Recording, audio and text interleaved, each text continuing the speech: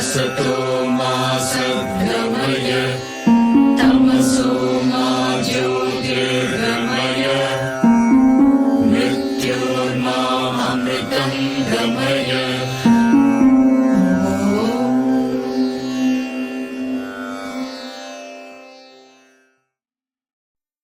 Objection. If he was born with those virtues, he could not have fear. Darkness never appears with the sun. Reply. Not so, for the expression, he is born with these virtues, means that he is not instructed about them by others. Objection. In that case, qualities like faith, devotion, and prostration to the teacher cease to be the means of knowledge. The Gita, for instance, says, "One who has faith and devotion and controls one's senses attains knowledge." Gita 4:39. And know it through prostration. Gita 4:34. There are other texts from the Śrutis as well as Smṛtis which prescribe similar means for knowledge. Now, if knowledge is due to the merits of one's past life, as you say was the case with Virāj, then the above means become useless. Reply. No, for there may be differences as regards the means, such as their alternation or combination, efficacy or inefficacy. We observe in life that effects are produced from various causes, which may operate singly or in combination. Of these causes operating singly or in combination, some may be more efficacious than others. Let us take a single instance of an effect produced from various causes, say the perception of form or color. In the case of animals that see in the dark, the connection of the eye with the object alone suffices, even without the help of light, to cause the perception. In the case of Yogins, the mind alone is the cause of it, while with us, there is a combination of causes such as the connection of the eye with the object and light, which again may vary according as it is sunlight or moonlight, and so on.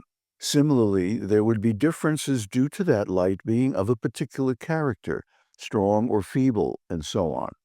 Exactly in the same way with the knowledge of the unity of the self.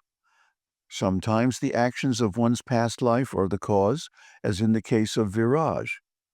Sometimes it is reflection, for the Śruti says, "Desire to know Brahman through reflection." Taittiriya Upanishad 3:3-5, 1.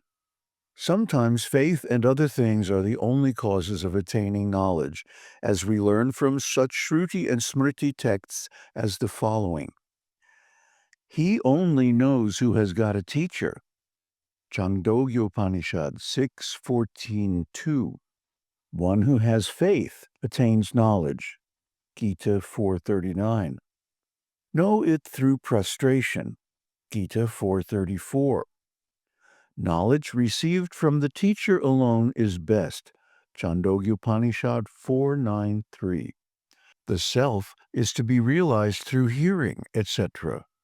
Yakopanis 2:4-5 and 4:5-6.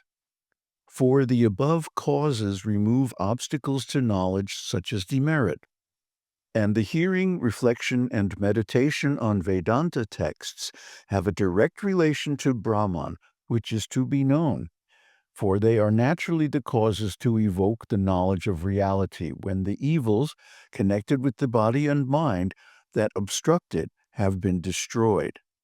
Therefore, faith, prostration, and the like never cease to be the means of knowledge. Namaste. So the question may come up, if Virāt was born with transcendental knowledge from the realizations in his past life, why did he feel fear? Why was he afraid to be alone? And at the same time, afraid of others who might harm him? And the answer is that one can be born with knowledge, but if one is not instructed, one may not know the knowledge is there. A good case in point is my own. I was born with a certain degree of spiritual realization. But it did not manifest as such until I had a guru. And just like the text here says, when I was making pranams, prostrations, obeisances to my guru, that's when the knowledge manifested. Even though it was there in a latent form. For example, my reading ability was always about 10 years ahead of my age. And I had a natural talent for music. I had a natural talent for mathematics and literature, poetry, public speaking, and so many other things that were not the result of culture or training. Now you could say, well, the causes were there because my auntie used to sit me on her lap and read the New York Times and point to the lines with her finger. But that was only the proximate cause. That was only one cause. The real cause was the attainment of intelligence in a previous life. You know, there was a piano in the house. Yes, so I got to bang on it. How my parents ever put up with it, I will never know. But I used to actually play the piano by the time I was, barely able to crawl up on the bench. So yes, that led to advanced knowledge in music way beyond my age. But the fact that these things were in my environment and that my parents were willing to pay for music lessons and so on like that was part of the conditions of my birth. And the native intelligence, the curiosity, for example, to look up words in the dictionary, which later on I realize is the key to self-learning. And you can see that in our Becoming Genius, more matrix learning series. So why did these things manifest in my life? Why was I born into an environment that encouraged my natural abilities and brought them out? Because I had the karma developed in a previous life. If you play with astrology like I do, you can see in the birth chart all these influences. Why is a person born in a certain house, a certain family, a certain situation, and certain environment at a certain time in history when certain influences are present and can lead them in a particular direction? Well, it's all because of past karma. So we have to understand there is going to be a next life. And that life and the conditions and the happenstance, the good or bad luck of our birth situation is dependent on what we do now. So even if we don't attain full enlightenment and liberation in this life, we can make great advancement creating the foundation for that attainment in the next life. Don't discount this because there is going to be a next life. There is going to be a future. People say, live for today, enjoy now, right? And they don't do the hard work to prepare for the future. And because of that, when the future arrives, they're not ready for it. Basically, anything can happen, good or bad. How do you prepare the ground so that the good things happen? Well, you do the work. And what is that? Study of the Shastras, contemplation of the Vedic truths, performance of sadhana, performance of austerity, sense control, approaching a spiritual master and offering obeisances, pranams, prostrations. This is very powerful. People nowadays don't realize it. They never bow down in front of anybody except their own false ego. And of course, that's not going to get them anywhere worth going. It's just going to get them in more and more trouble. But if one approaches someone who is realized and bows down, physically bow down to the ground, that's what means pranams or obeisances. Prostration. Prostration, look it up in the dictionary. It means lying down on the ground, surrender, like that. If you actually do that, at least offering namaste, something to indicate surrender and service, you will automatically earn the blessings of the Guru. And the Guru can give profound blessings because the Guru is the representative of God. Shiva or Vishnu or Shakti or whatever. The different forms of God are not really different from each other because they are all manifestations of Brahman. So when we approach a spiritual master, this is known as the Guru form of God. Guru is God. God is Guru. God manifests in the form of the Guru to help you understand and to correct you when you're wrong. This is very important.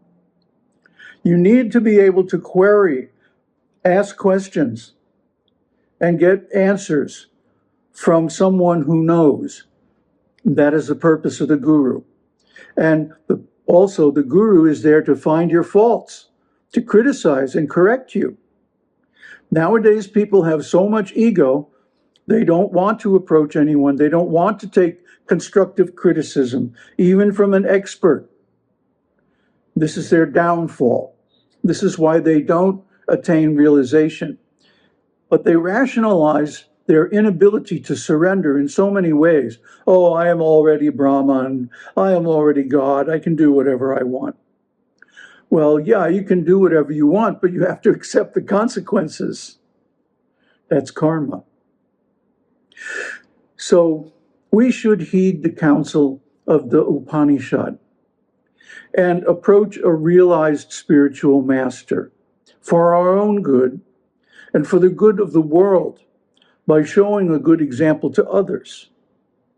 That this is how you make advancement in spiritual life. I've had 5 realized gurus. So I am so fortunate. But the reason I'm fortunate is that I have the courage to approach them and surrender and do service to them. I gave them money. I did work for them. I did promotion. I traveled and taught and did kirtans and so many things to the glory of my various spiritual masters. This results in the blessings of the Guru. And blessings of Guru are identical to blessings from God. So don't think this because I'm a guru and I want disciples. I don't. I'm not a guru. I tell over and over again, look in the comments of our videos, I am not a guru. But that doesn't mean that what I'm saying is false, because I'm the example. I went and approached Srila Prabhupada. I went and approached Mrs. Yu. I went and approached Rajneesh. I went and approached my sannyas guru, Jnana Shakti Swami, and my Bauddha guru, Bhikkhu Jnanananda. And they gave me such valuable blessings and advice that resulted in such spiritual advancement that sometimes I was just blown away. I felt like I was going light speed, faster than light sometimes. Now it's all kind of settled down. But in the days when I was learning, wow, it was thrilling. It was an adventure. It was surprising. So you should be ready to take that adventure. Approach someone who knows. Whether you accept them formally as guru or not doesn't matter, but get the advice of the knower, the jnani, and take their advice very seriously. Apply it in your own life. Offer prostrations to them, either from nearby or from afar. It doesn't really matter. What matters is the intent. And if you do that, God within will notice and bless you. Om Tat Sat. Om Shakti Om. Om Namah Shivaya.